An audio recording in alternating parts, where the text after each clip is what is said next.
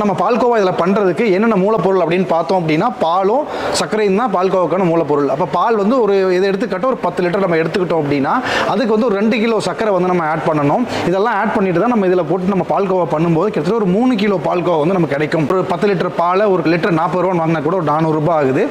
சர்க்கரை வந்து ஒரு கிலோ 40 ரூபா அப்படின்னா 2 கிலோ வந்து ஒரு 80 ரூபாய் ஆகுது. அது இல்லாமல் இதுக்கு வந்து நம்ம எரியறதுக்கு வந்து எல்பிஜி வந்து கேஸ் யூஸ் பண்ணுறோம். 1/2 HP மோட்டர் தான் இதுக்கு. ஒரு யூனிட் கூட செலவாகும், ஒரு 1/2 யூனிட் தான் செலவாகும். கரண்ட்டு, இந்த கேஸ் இதெல்லாம் மொத்தமாக சேர்த்து மேன் பவர், அதாவது ஆள் கூலியும் இருக்கும். அப்போ இதெல்லாம் சேர்த்து ஒரு 120 ரூபா நம்ம மொத்தமாக கணக்கு போடும்போது ஒரு 600 ரூபாய் நமக்கு வந்து ஒரு கணக்கு வருது. இதில் இருந்து வர்ற அவுட்புட் பார்த்தோம் அப்படின்னா ஒரு 3 கிலோ பால்கோவா வருது.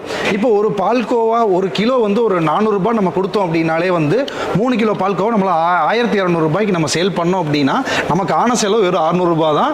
ஒரு 1500 ரூபாய் நம்மளால அது லாபம் எடுக்க முடியும். அதனால 600 ரூபாயிலிருந்து 1200 ரூபாய்ங்கிறது கிட்டத்தட்ட 100% லாபம் வந்து இதில் கண்டிப்பாக பார்க்க முடியும்.